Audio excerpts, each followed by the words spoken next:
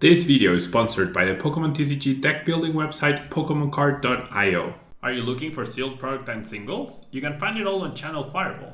Please use my TEU affiliate code when checking out to help support my content. Looking for PTGO codes? Poton Store has all the latest sets and promos, instantly delivered to your email. You can use TEU code when checking out for 5% off. If you're from Europe, Millipots Gaming has a wide array of sealed products, singles, and more.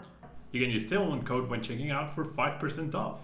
Card Market is Europe's largest online marketplace for Pokemon cards. Whether you're looking for sealed product or singles, vintage or the latest sets, just follow the link in the description to find what you need. Want to show off your love for Tablemon? Check out my 2021 merch. These new hoodies and shirts are available on Amazon. Click on the link in the description to get yours.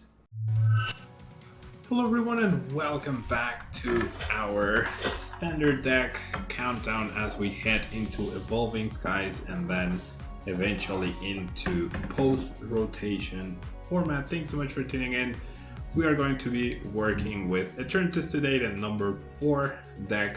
ETERNATUS being pretty powerful overall and especially good against all the Shadow Riders going around. Not a guaranteed win, right? I will say not a guaranteed win, but still pretty good because you hit them for weakness. Eternal Zone allowing you to have up to 8 benched dark type Pokemon, and Dreadent doing more damage for each dark type Pokemon you have in play. And we're going to be using Weavile's Shadow Connection ability to move energy around, especially from Galarian Moltres V's ability, Dire Flame Wings. This allows us to get a dark energy from discard pile, attach it to Moltres, and then Weavile can move it. This gives us flexibility in attacking with the different Eternatus. You could play something like, I forgot the name, Cheryl, which heals all the damage from your evolved Pokemon, and then you discard the energy, but as long as you move the energies anywhere safely with the Weavile, you could turn Eternatus into a sort of tank, but the games go by so quickly that there's barely any time to actually pull that off. We do have 4 Crobats to help with the consistency of the deck, help with the damage, and Dark Acid, obviously a pretty good ability. We do have a copy of Phoebe to help us deal with the CDI and Samacinta especially, and a copy of Palpad to help us recycle that in case we lose it or in case we need a second copy. And then we have our bosses, our 6 seconds for the little bonus damage we need against ADP, and Evil Doll as a good overall non-V basic that also offers free retreat.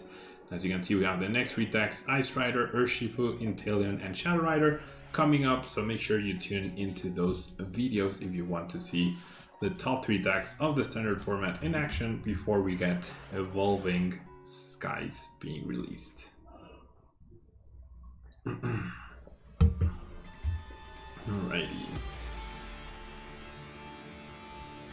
So we're looking to find an opponent, taking a little bit of time here. Let me turn on the light. It's getting pretty warm, so mid-video I might have to turn on the fan. I was just looking at the fan and asking myself why I didn't turn it on before I started recording, but too late now. Alright, pretty decent start. You want turn 1 energy plus Eternatus, and that's exactly what we got, so there's nothing to really complain about.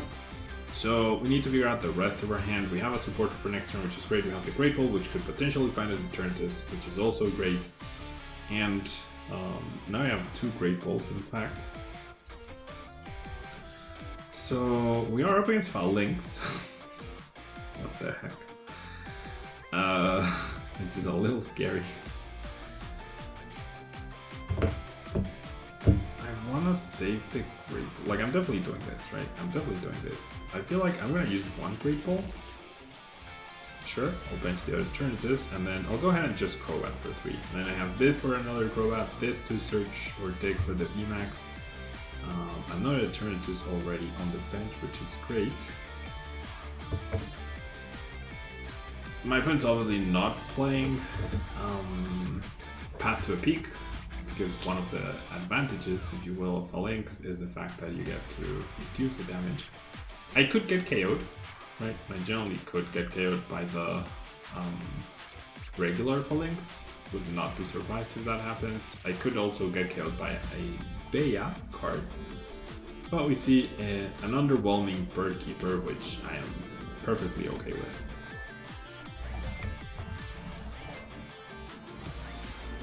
Giga Impact does KO me, so important to take note of that. It's not the VMAX that I was hoping to get, so I'm not gonna grab it right here. I will play this, I will go ahead and attach, I will quick wall for a Sneasel. Because worst case scenario, my opponent goes Karate Belt, attach, KO my VMAX, and then I'm gonna be in trouble. Well, I'm in trouble just because I didn't get the VMAX. I don't know, this feels like it happens so much to me. The very basic thing, which is turn to VMAX, I can't accomplish it. Same in the Ice Rider, in the times I've played Ice Rider, like turn to Ice Rider, can't do it. When I had Victini at Players Cup 4, turn to Victini VMAX, no chance, Pablo. It's like, I don't know, it's weird. It is weird. Alright. I mean, establishing the energy is not bad, but I would have preferred to just be 2 prizes ahead, right? That would mean I'd be much closer to winning this current game. To see the other attachment, to see data change right there. Turo patch. I would actually welcome the Turo patch attack, I guess. So 270. Take 20 less. So even if they have 4 fallings be out, reducing 80 to 70 minus 80 is still 190, which is still enough to KO fallings. They would need to play a K-Buff Toughness. If that were what they tried to do. Okay, well, can we get a VMAX now?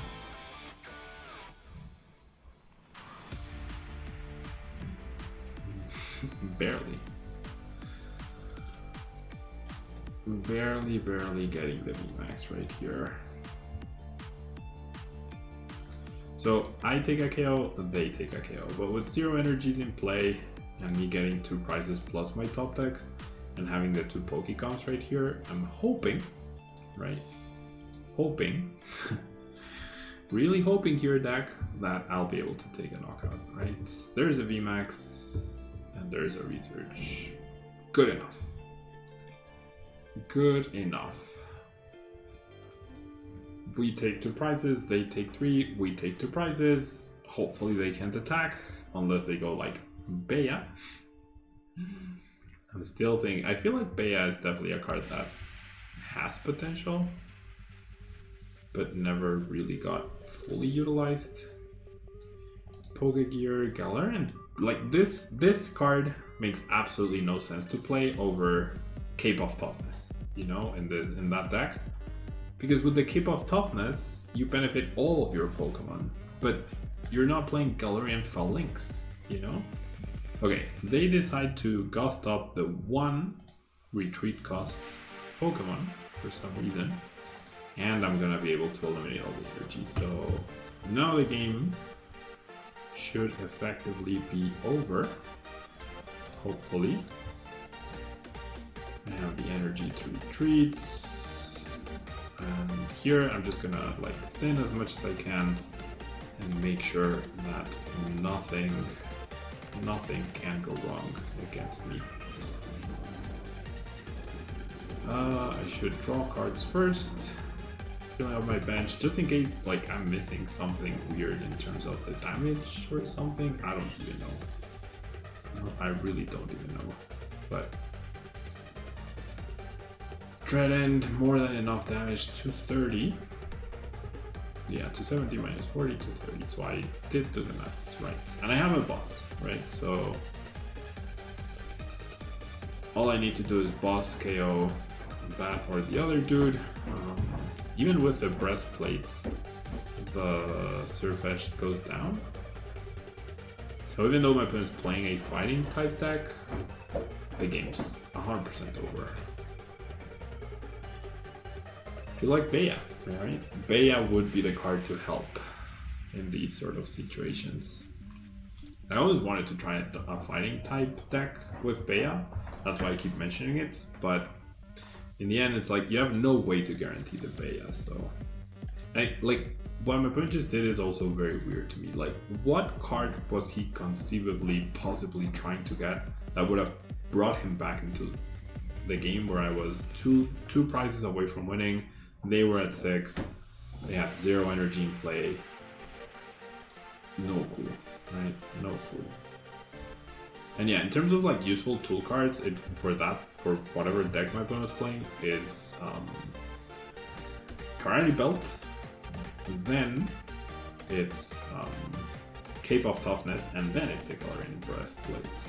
And there's probably even like Air Balloon, Tool Jammer. Those are probably better than what my opponent was playing. Okay, so now we're up against Victini, a deck that you never see, but that if my opponent manages to go Victini VMAX, attach boss, target down my Eternatus with energy, I'm gonna be in a lot of trouble.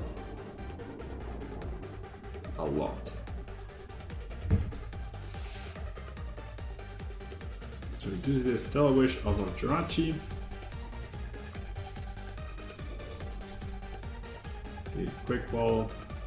If you hear me shuffling cards in the background, it's these. I've been actually like I've been on a very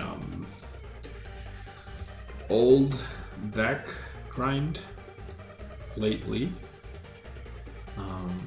Okay, I feel the best chance I have here is to get a Eternatus and attach 2 energies with the first attack. So I'm gonna search for the Crobat right here.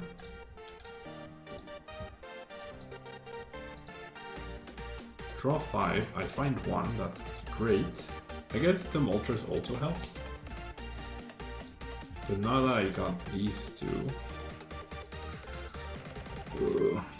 I have no space for the Weavile. Can I afford to discard them? I can never one-shot Victini, so I think I can afford to discard them. I never one-shot Victini, and I'd rather have a benched Sneasel. So that's why I'm gonna Great Ball. No Sneasel for me, but I will keep the Crobat in hand. I have 2 researches. I don't expect my opponent to be playing Marnie at all, right? And I got the energy, right? Which is definitely all I wanted to do. This gives me a lot of protection against a Victini VMAX, hopefully. We'll see. If I'd just waited and kept the Evil Doll at the top, right, in the active, I guess my opponent would have needed an extra card. With that and the Mewtwo we know they have in their hand, that's guaranteed VMAX, yep. We'll see. They'll take 2 prizes, I'll attack them, and then depending on what they have on their bench. Okay, they bench another Victini. 3-card hand. They do have the Scoop of Net. Did they even Stellar Wish? Did my opponent? Oh, he got the Pokecom off of the Stellar Wish. Whoops. Very nice. Very nice hand. Best case scenario, my opponent gets Giant Hearth and no energy. Giant Hearth. No way. It would be extremely unlucky for my opponent. I don't wish my opponent not getting energy right here. That'd be so unlucky. But it seems like that's the case. That's not very nice. 100% that is not. Like on average, my opponent should not be whiffing energy right there. I feel bad because I hate it when that happens to me, you know? I absolutely hate it when that happens to me. It's just like 9 out of 10 times my opponent should have gotten an energy right there. Absolutely. That might be the reason why he loses, right? But this is the problem with 3-price Pokemon. Like, you whiff one thing, the game's over. Because when you lose one Pokemon, the game's already over, like, by half. So, I don't know, 3-price Pokemon. I think they're not even 3-price Pokemon. Like, I feel like VMAXs were fine. I mean, tag teams were fine. It's generally like this VMAX meta, these humongous Pokemon that require 2 energy to do a lot of damage, and that's it. Like, not a fan. Absolutely not a fan. I could have played a supporter right there. Boss gives me versatility to chase this guy down in case my opponent decides to retreat. Marnie gives me versatility to try and disrupt next turn, and research gets me a ton of cards as well, so didn't see any rush. There might have been merit to just researching, since I do have the Palpat, but 2 balls in the discard pile, I don't know. Maybe the right thing to do there was research. I'm also thinking a little bit about a potential future reset stamp for my opponent. I used to play 2 reset stamps in Victini. I don't know if my opponent's playing reset stamp or not. But what cards could my opponent actually top deck that would help him here? If he had a quick bolt to Deadly Change, he would have done it, digging for the energy. If he had an energy, he would have used it. Which it seems like he top decked the energy, right? He had the Welder, but he top decked the energy. And now he got another giant card, so okay, that's fair. Golden Fire Energies. That, like I said, the boss to chase this could be impactful. Absolutely could be impactful.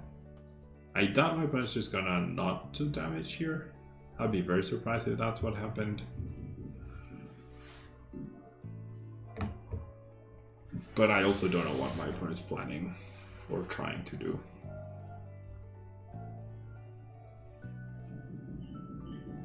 They have the energy, they have the switch, right? Yeah, so they are going to attack.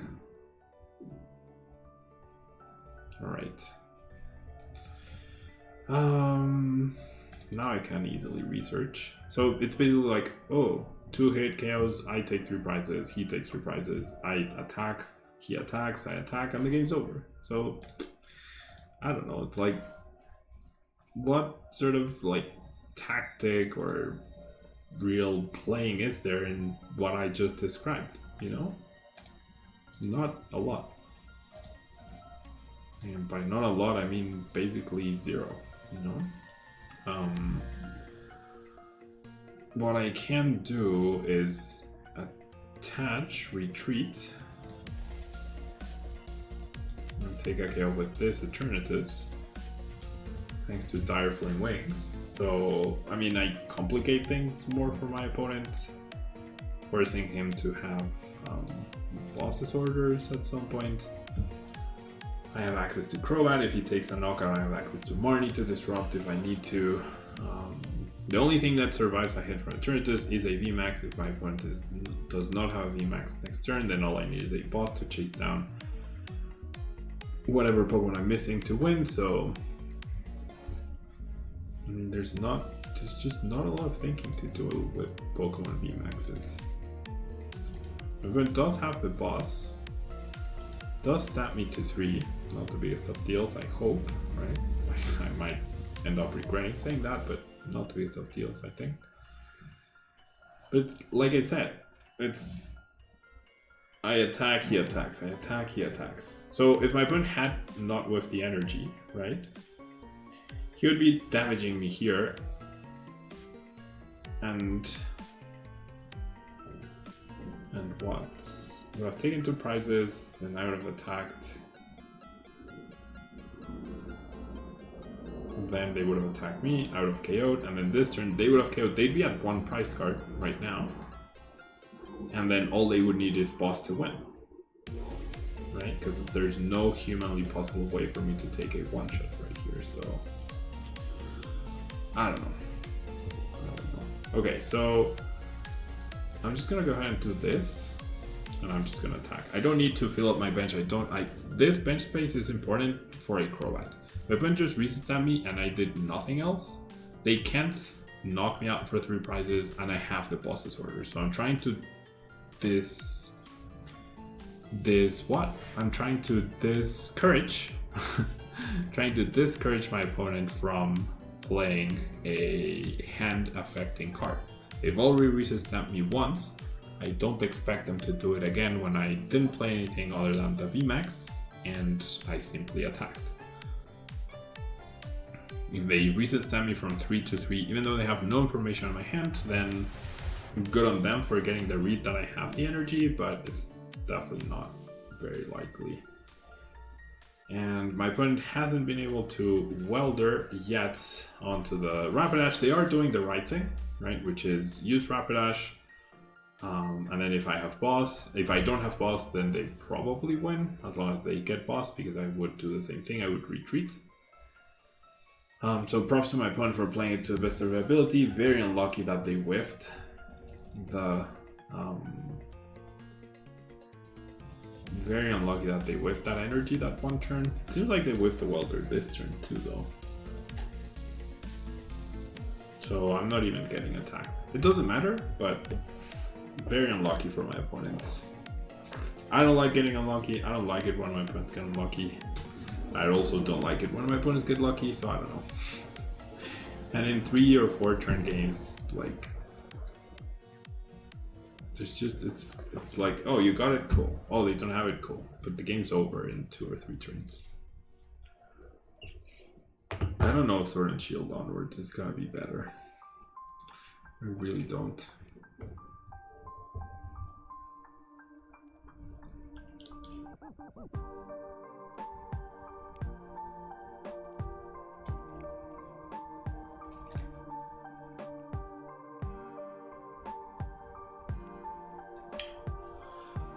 And my opponent finally passes.